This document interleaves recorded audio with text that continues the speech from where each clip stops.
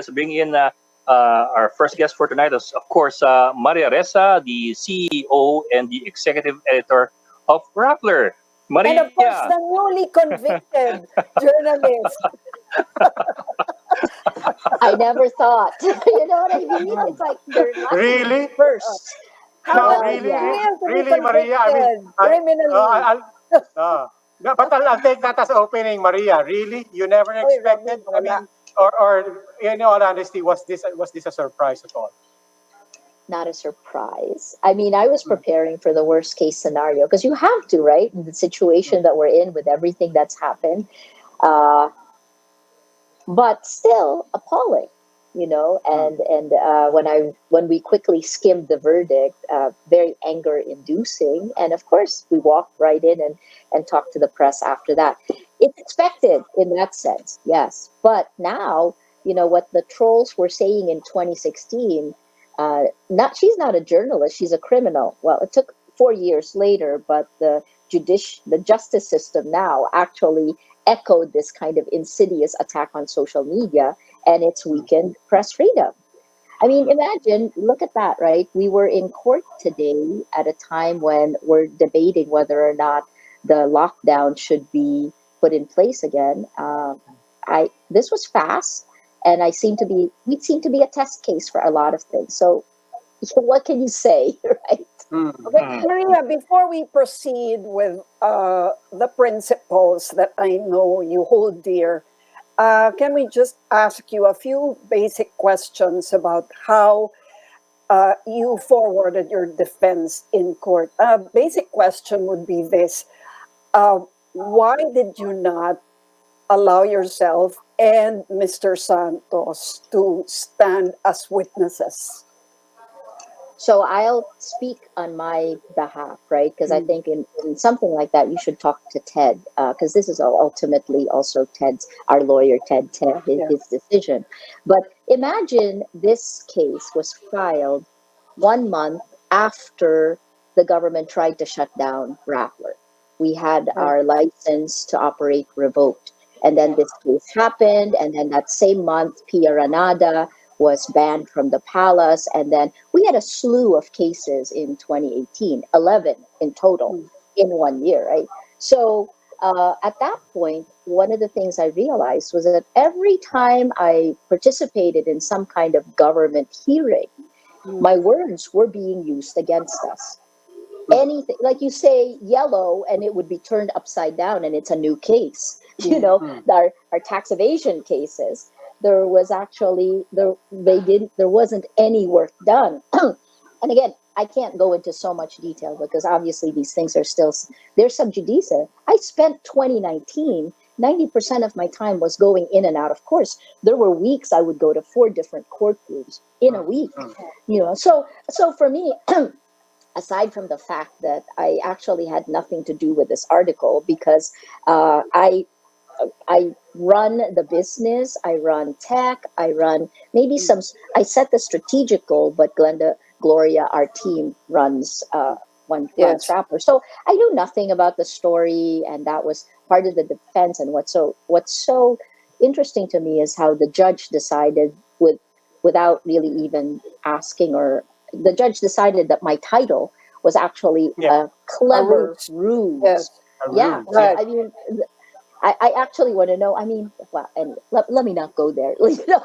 mm. But But so Maria, there were other things that the judge said that we would like to ask you as well. Of course, we want to talk about the issue of press freedom. But before we get to that, Yes. I want to ask you about can I can I respond specific for Ray points. though?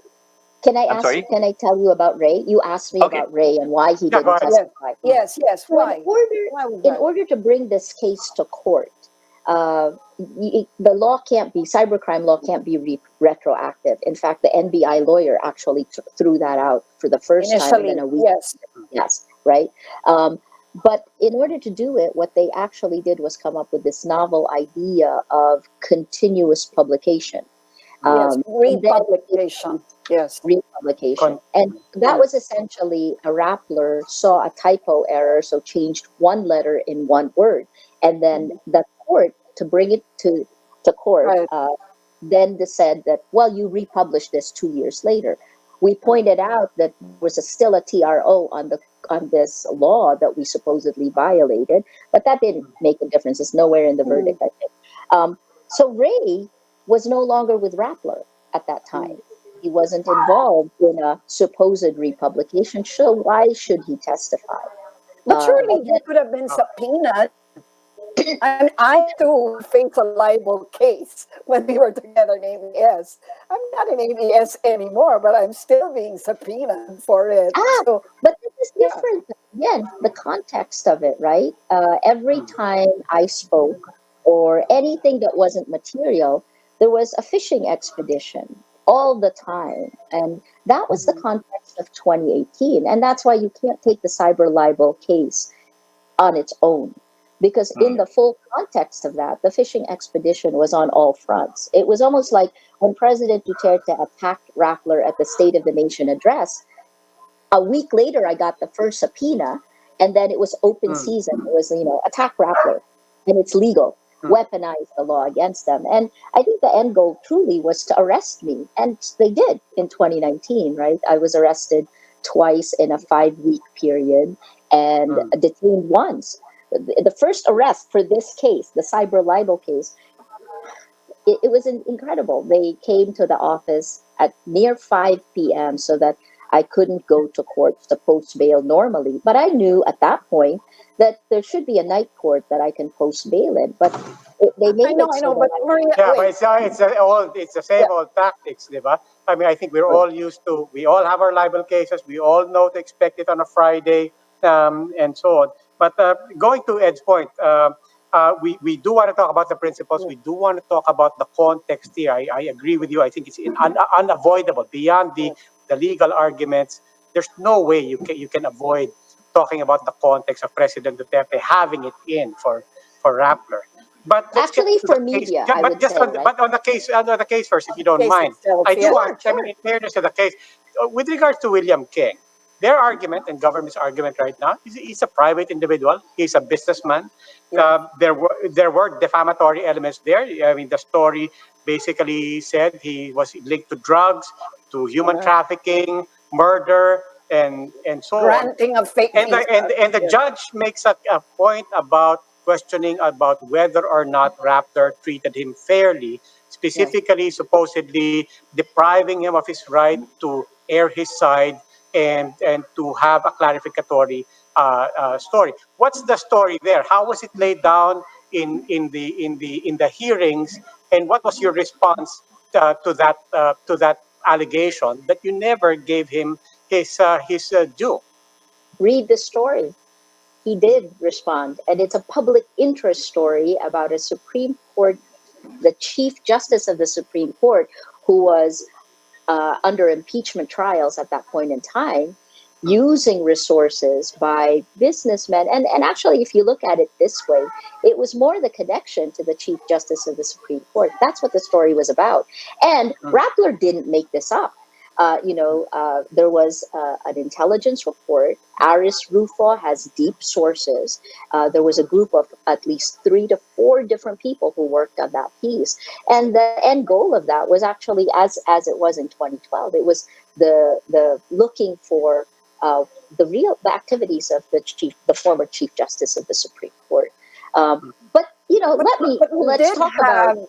But you did have one of your reporters write what was supposed to be a rejoinder or a statement representing Kang's position on the case. What happened to that? So I can only tell Why you did what that not see light? because some of the documents needed to be verified. I've heard the lawyers say this, right? So I can go in, but again, I didn't know a thing about this story, and when I get 11 cases thrown at me in a full year, I didn't really look at this because on the face of it, this case shouldn't even have gone to court. This is legal acrobatics to get it there. But in this particular one, Kang's lawyer's position is that they gave a PIDEA a document clearing Yes, him. they did. And We all NBI, know. yes. Let me again go back, right? It depends on which intelligence agency you're dealing with. and we all know which intelligence agencies. And I won't specify because I don't want to be libelous, but I wrote an entire book based on intelligence documents. Some intelligence agencies make things up, and some intelligence agencies don't. We all know that there's been a matrix that supposedly came from intelligence, and here's a drug war big sheaf of paper that supposedly came from intelligence. I think But we have Maria, different. I mean, you know how it is in the newsroom. We make it a very basic move to just get the other side. How could it have hurt you to just publish whatever Keng's side was? Why didn't you do it? I think. If Well, it again, meant I think the. actually being I think able that. to prove that you were being fair and balanced. Oh, I think again you can go back. I don't think this is an issue about fair and balance. I don't think this is an issue about being a gatekeeper of journalism. I think this is a press freedom issue. I think it is a legal harassment. It is politically motivated. Let me go back and just answer that one, Lucci, right? Yes.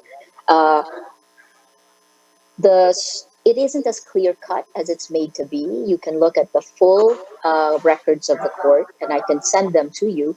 It's certainly portrayed very simplistically to be just, oh, he wants to change, he wants to protect his reputation. But my question there is, did it take 5 years to want to protect your reputation? It was 5 years after the president attacked Rappler, and after we got our first, our essentially our license to operate was revoked by the government. And if you look at look, I don't want to attack Mr. K because I don't really have. I understand why he may do it, but I question that, and I still look at, instead of words, I look at actions, I look at context, I look at patterns, and Well, it's kind of Maria, like. a lot of people will agree that it is a press freedom issue, but at the same time, there are points of vulnerabilities that may be found in some of the things that happened along the way, in the last 8 years. For example, the judge herself, at least from her end, says that is questioning the truth of the story that links Mr. K to all these things, murder, drug trafficking, and so on down the line. Of course, we're no strangers to using intelligence data, intelligence information, but sometimes it comes back and bites us in the ass if we don't have anything in black and white, which is Yeah, almost impossible too. Pero diba, when you quote yeah. from an intelligence source, then it becomes problematic in itself, and you are vulnerable. Mm. So I'll answer that, and I'll talk about libel in that one and whether Mr. Kang had a chance to respond. If you read the article, he actually does respond because our reporter talked to him for that article. He responded to that article and he talked about the SUV. The second point is actually about libel, right? Technically, libel doesn't turn on the failure to give the other side a chance to rebut. It doesn't constitute malice, and it doesn't actually make the article libelous. This is what's insidious about. So I use that word again because that's been used so often. But this is why I feel the verdict tells you it's kind of like a magic trick, a sleight of hand. Look over here. In the meantime, over here, the fire's burning, right? So I think in this one, let me put it this way, because I know that like death by a thousand cuts. I will stand by Rappler the same way Ray is standing by his story. I know the people, the people I work with. We do know how to work with intelligence documents. We don't do matrix the way the Duterte administration does. And in this particular case, while I understand what Mr. Kang says and I acknowledge it, I would suggest that actions speak louder than words. 5 years after the story, on a story that was published before the cybercrime law was actually enacted, and even in the supposed republication, a TRO was in place for the Okay. cybercrime law, right? Maria, I agree. I see what you're saying about, there's a potential sleight of hand here where you have the bigger issue of what are the implications of this case to press freedom and free expression, and then you have uh, people trying to concentrate on and trying to say that no, this is a private case, this is a private matter which that's it's not. legitimate. That, yeah, Yeah. yeah, but I guess that's why we're going down this path first.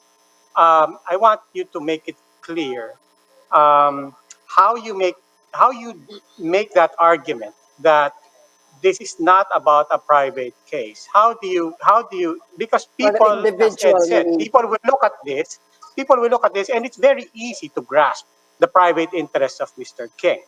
But how do you make that argument that it's beyond that? What are the concrete connections that will make it very clear to the public, your narrative that no, this is actually not about Mr. King suing Rappler. It is about President Duterte attacking press freedom. How do you make that clear connection? Sure, I'll give you three actions, right? The legal acrobatics to bring the case to court. Imagine changing the period of prescription from 1 year to 12 years. Hmm. Imagine a novel creation called continuing publication. This novel idea of continuing crime is something that's been used against many perceived enemies of President Duterte, including Danny Trillanes. Anyway, those are the two things. But oh, it's noisy there. Um, Yes. but but the other part of this is who litigated the case, right? It wasn't there was an army of lawyers on the other side that included the Department of Justice, the prosecutors for the government. It couldn't have moved forward without the Department of Justice pushing it forward. Um, Even interesting to me was today at the actual. This is a minor court, right? This is before the Court of Appeals, and we have the Supreme Court kind of involved in the press conference that we gave today. The PIO was the one that gave you your your copy of the verdict itself, and then I said it said three. Let me add a fourth. Again, I will go back in 2018 after the president said that the essentially opened the floodgates for open season on Rappler. Um, in January, we lost our license to operate. We kept fighting it. But of course, just like with ABS-CBN, a minor regulatory agency that should have been an administrative charge takes something and pushes it to the exponential degree. uh, some of the companies, including some of the ones affiliated with you, were given a year to change something far worse. Let's just say if there was something in that case, this one, they shut us down without giving us the ability to actually talk about it.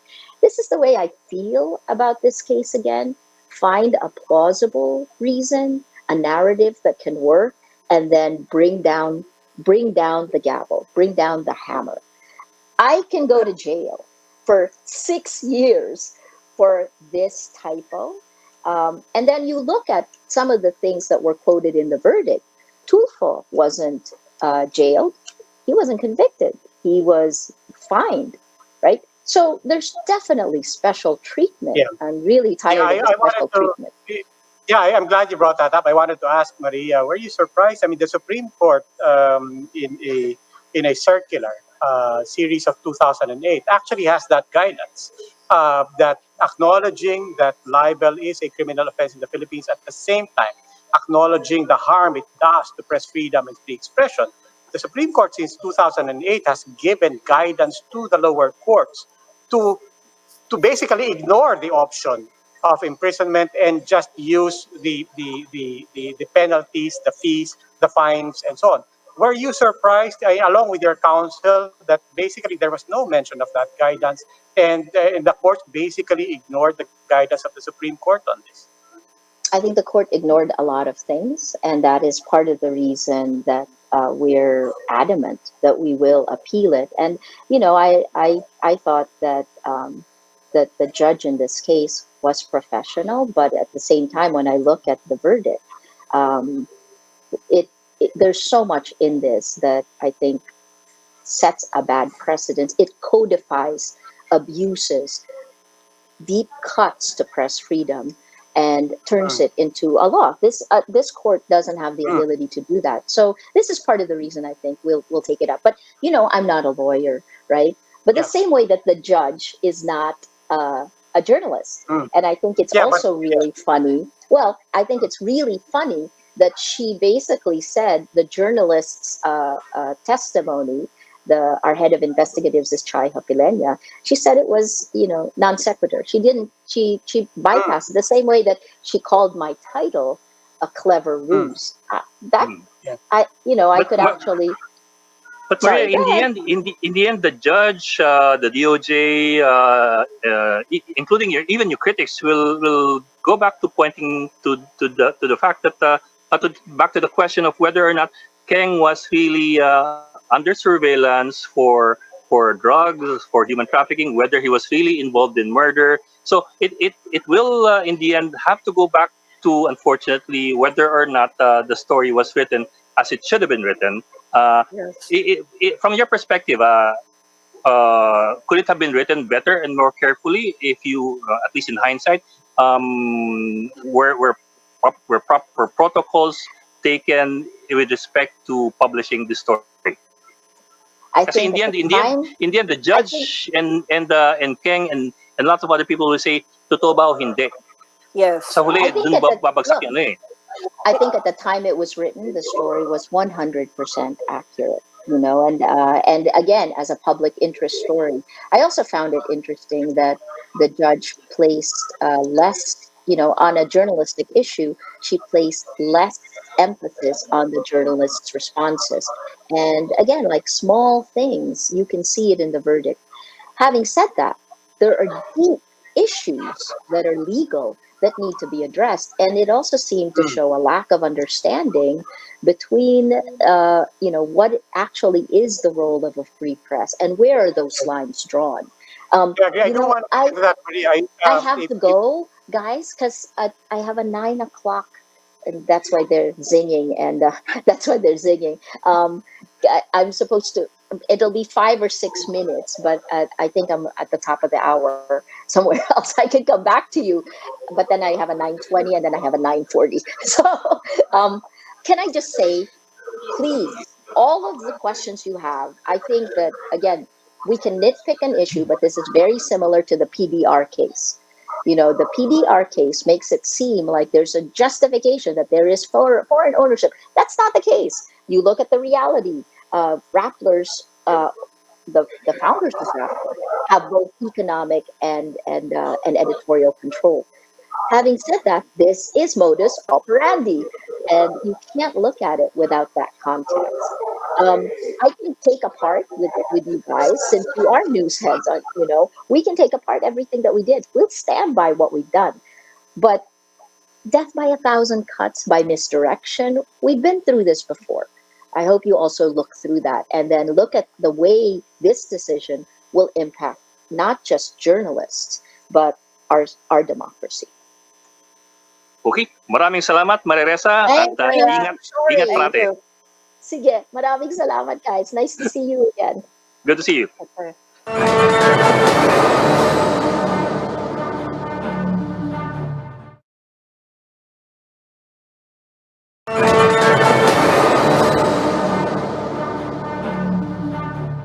We'd like to welcome our guest, the head of news on ABS-CBN, Miss Jing Reyes. Jing, welcome.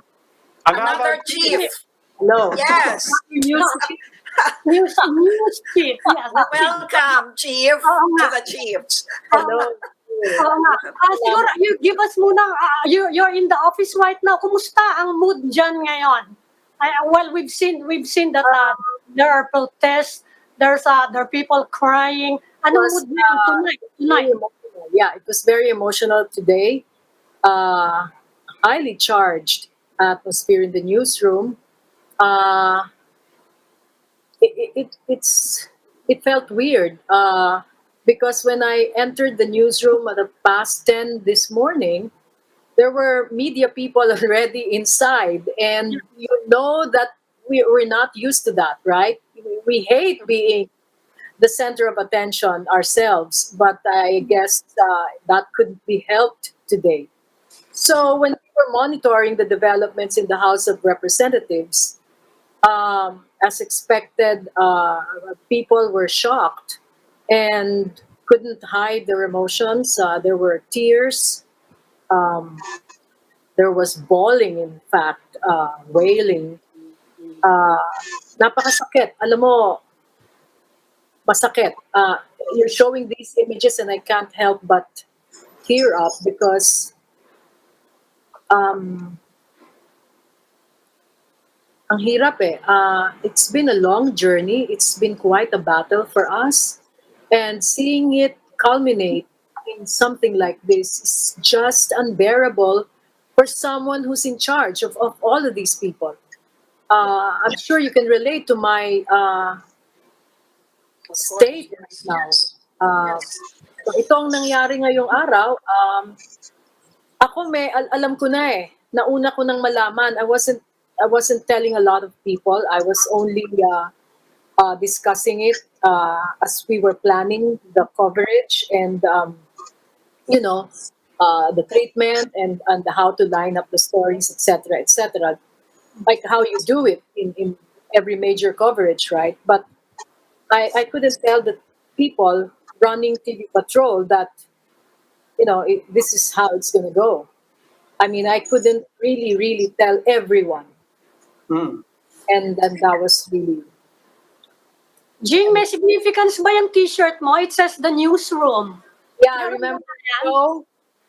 Remember that show on HBO? Okay. Yeah.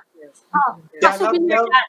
No, Jing, I know you're still, wrapping your hands around this. It's very surreal, even from our perspective. I can only imagine how it feels there. But at the same time, that just managing people's expectations. What happens tomorrow? What ano yung routine? What's going to happen? Are people in ABS-CBN still going to go to work? What happens starting tomorrow on a very practical level? Well, as you know, we've been operating without our free-to-air platforms for quite some time now, no? From May 5. And then later on, just last June 30, another lifeline to our audience has been cut. Well, two lifelines.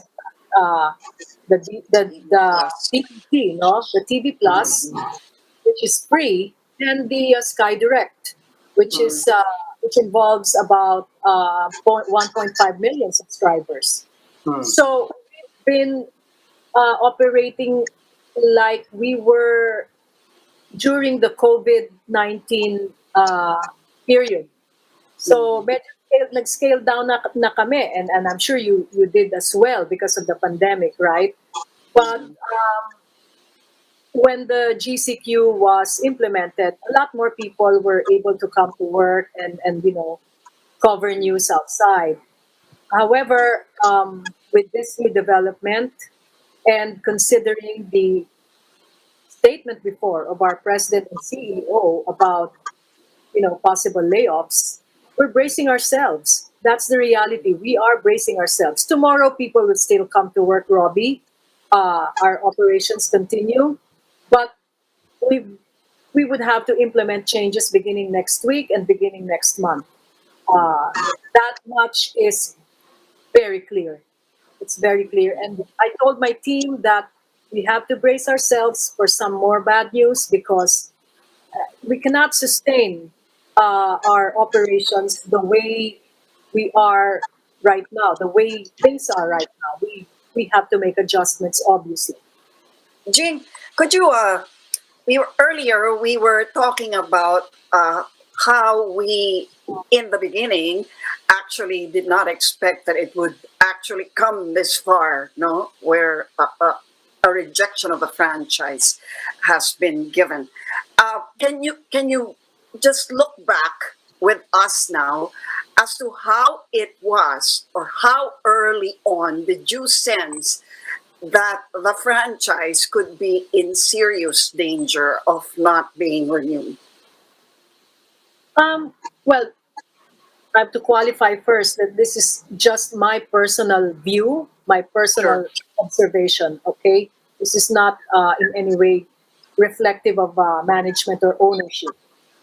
The moment we got shut down on May 5, I, I knew that it was going to be bad. In fact, I tried to fight that first CBO. I tried to buy more time. I was begging our bosses, baka naman kaya pa to hanggang bukas or a few days, a week, can we delay this? But they said it was immediately executory. And so the day after, we were already, without our free-to-air services. I got to thinking that now that we are off the air, and we did it ourselves because we had to follow the law, the CDO, what would it take? I mean, how hard would it be for us to get back on the air? It would be very difficult. It would be almost impossible. I told myself that. So, and I was for days hoping I was wrong.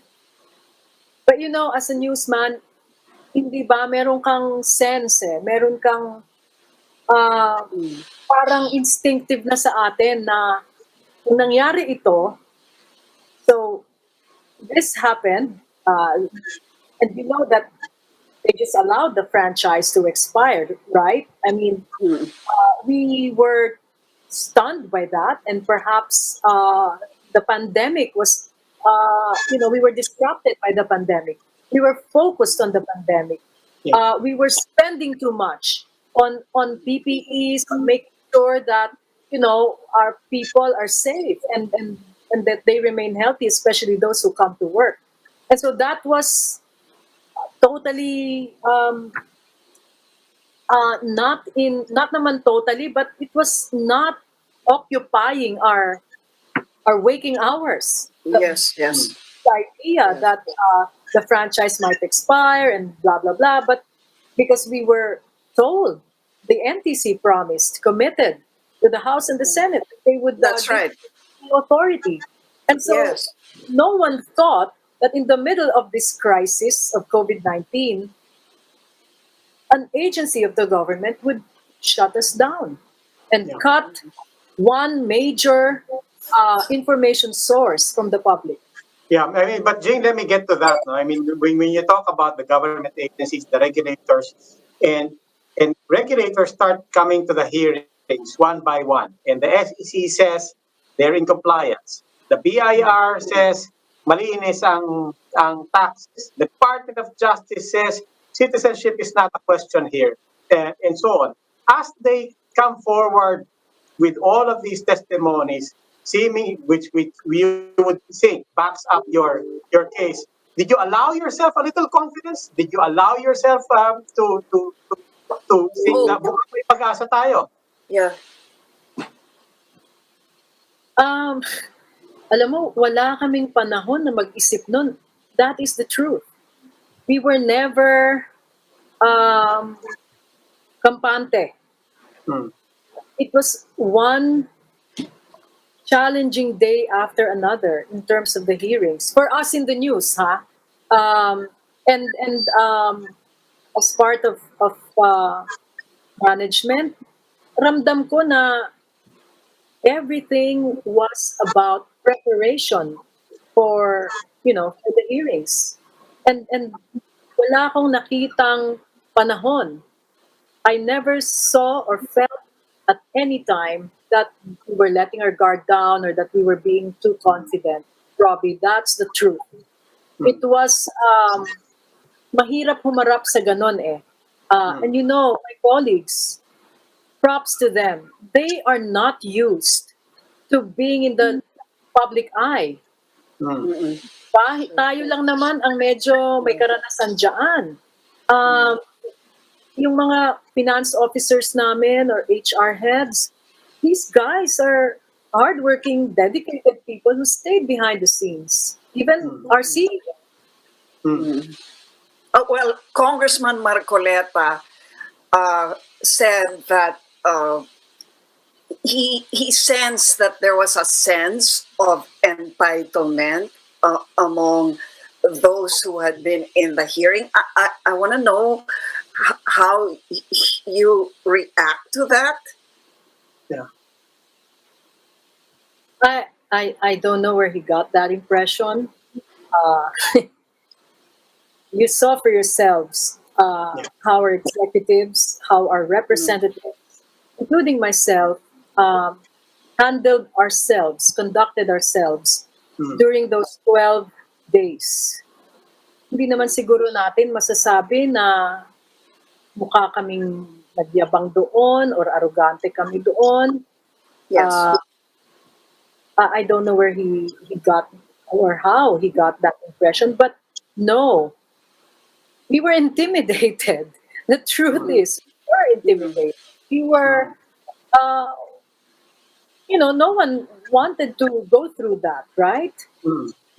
So, hindi po totoo na may sense of entitlement kami.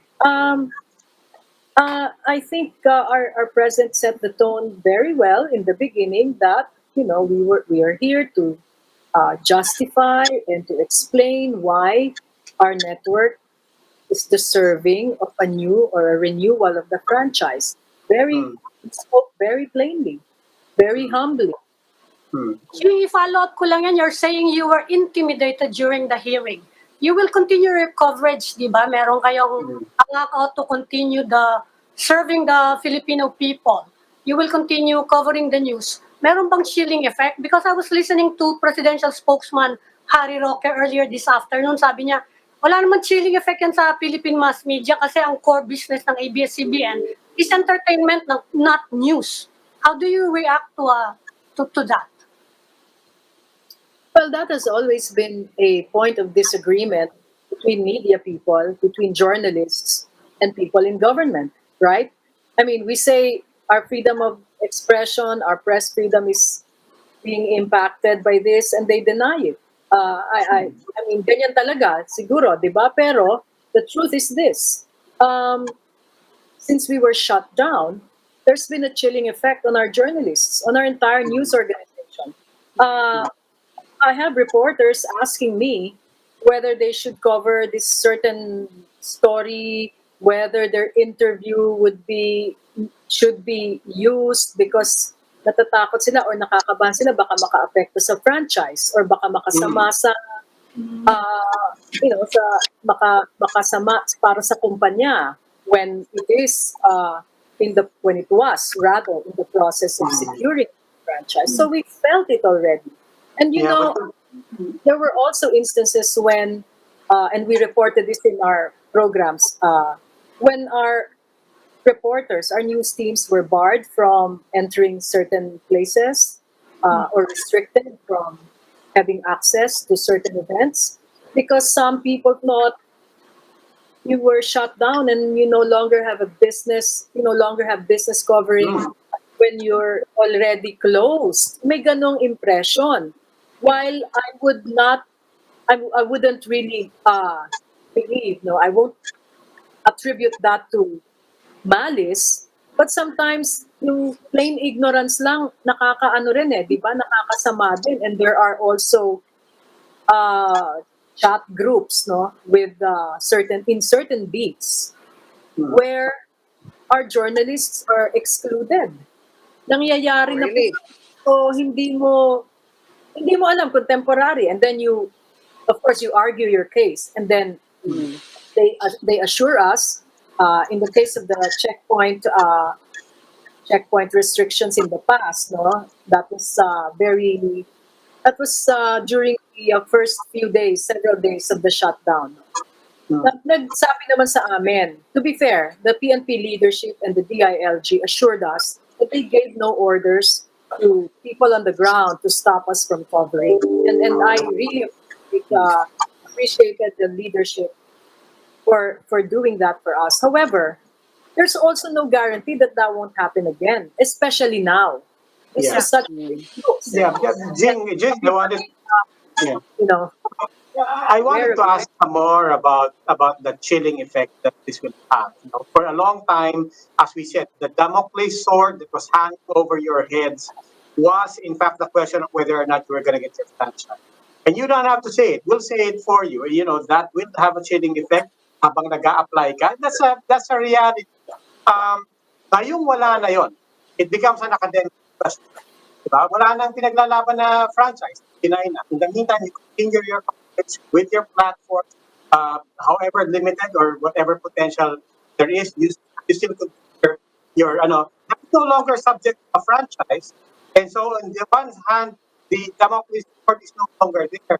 But as the discussion suddenly yesterday shifted to franchise to a general discussion about an oligarchy, no longer talking about broadcasting franchise, now talking about all the business and opposite. It's an even bigger Damocles sword, isn't it? I agree, Robbie. I agree. It's not over. Uh, that's the awful truth. It's far from over. Well, we will continue to do our jobs for as long as we can, while we can. Mahirap namang itago o labanan ang katotohanan, di ba? So, itutuloy lang namin ang pagbabalita at kung ano man ang dapat kong sagutin, ay sasagutin naman yan ng aming management, ng ibang miyembro ng mga, ng negosyong ito. But for now, I believe that we should continue doing our jobs. And I agree too that this can be used as an opportunity to, further pursue improvements in our operations, in our editorial processes. Inaamin naman natin na, ang pag-i-improve ng anumang organisasyon ay hindi natatapos. It's an ongoing effort, especially in newsrooms. Okay, when you say, Jing, that it's definitely not yet over, are you saying that there are still worse things to come? Well, I have not fully read the committee report, but it seems that there is it's written there that there will still be some issues that would be tackled. So that's what I meant. There are still issues, so there will still be coverage of those issues, whether in the House or in another arena. On the business side, you're saying, right? Yeah. Is that it? On the business side, as it affects the owners. Well, I'm not very sure about where Congressman Defensor wanted to take the argument, but it seems that that is something he wants to pursue. I don't really know if there are other parts of the committee report that we should continue to be concerned about. Hindi ko alam kung magpapatawag pa sila ulit ng kung ano man, but I haven't read it, as I said, so we have to study that. But it's still a long journey for us, definitely. Yeah. It's still- Some lawmakers are saying you can apply again for a new franchise. But are you seeing any change in Congress kung sakasakali within the next 2 years? Nasa kaya? Parang that's Magulo yun na kung makaka-appeal, wala na sigurong appeal. But sabi ng ibang lawmaker, mag-apply na lang kayo ulit for a new franchise. Kahit within after 1 year daw. Is this still an option for ABS-CBN? I don't think I'm in a position to answer this particular question, Ami. I would leave that to my bosses. But of course, hope springs eternal. Sabi nga, di ba? There's a chance that we would get it in the future. Yeah, in the near future, yun ang tanong, no? Don't Kasi forget, political winds are shifting, mag-election na Di ba? In about 6 months maybe, mag-uumpisa na yung mga realignments dyan It's inevitable in our country. Baka ngayong Pasko pa lang, mag-uumpisa na yung mga realignments Are you seeing any hope there? Kasi mahirap-hirap masara ng 2 years, ano? Kung medyo maiksi-iksi yan, medyo mas madali siyempre. Yeah, but I wouldn't want to speculate on possible realignments and how that would impact our future. Yeah. However, one thing I am certain of is we will continue doing our news no matter how limited our platforms have become. And yun na nga, isa pa yan, magbabago rin siguro ang coverage plans namin kasi we can no longer afford those expensive deployments.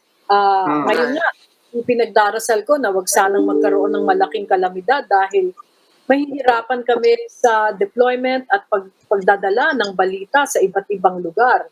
You know how, Luchi, you're familiar with our operations, di ba? Yes.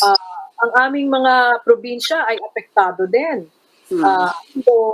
So yun yung mas concern ko ngayon how to ensure that we do our jobs and that we do not even if we do cost cutting and all of that, we do not allow that to affect our operations that in the end would impact the kind of service that we deliver to our audiences, to our various audiences. Yeah. And Jing, wow. in terms of that coverage, unfortunately, we're running out of time. But I did want to say this. I've been following your people, your reporters, your anchors, your commentators on Teleradio. I've been watching the coverage and I know how hard it must be to keep up that straight face, and for that matter, a very professional coverage of your own travails and of your own struggles. As the head of the newsroom there, I mean, I particularly want to ask you how do you give your marching orders, especially to your young reporters? Yes. What do you tell them in the middle of this? And as this story continues, how do you tell them to cover your own story as responsibly as they could? I just remind everyone, treat this as if you were covering another big story. We cannot allow our biases to set in. We cannot allow our emotions to get in the way of our reporting. As you can see, and I pointed this out at the hearing as well, even those who were against our franchise got a lot of airtime, got a lot of space in our news stories. And that will remain the standard, the practice. Hindi pwedeng puro pabor lang sa amin. Actually, I was very uncomfortable in the beginning because syempre we also did a lot of stories that favored our network, like those people from the provinces who told us that they don't want to turn on sets anymore, or they're not getting the information they need in times of calamities because wala na silang ABS-CBN. Minsan naisip ko rin masyado yatang pro-ABS. You just have to have that in your consciousness. Yes, yeah. Always check yourself. Always check if you are being balanced and fair. Yes. And this is why the allegation of bias or one-sidedness really hurt me because napakahirap nung pinagdaraanan namin. Pinapakita namin lahat ng sides, kahit na nga against sa amin. How many times did we get all these lawmakers who were against our franchise on our air for so long and allowed them to, bash us and criticize us. And we didn't even challenge those. So, ang hirap na may ganong sinasabing issue na magiging dahilan para hindi ibigay ang franchise. Franchises should be considered with the public interest in mind and not because of, personal grudges. Well, Yes. Jing Reyes, sa lahat ng ating mga kapatid at kapamilya dyan sa ABS-CBN, pinaabot namin ang aming pagbati at saludo mula dito sa One News. And to you, Jing Reyes, of course, and especially everybody that you represent. Maraming salamat for joining us. Thank you. And I know that we will just continue to do what we do best, and you are no different from us. Salamat. Thank you. Salamat din po sa suporta niyo.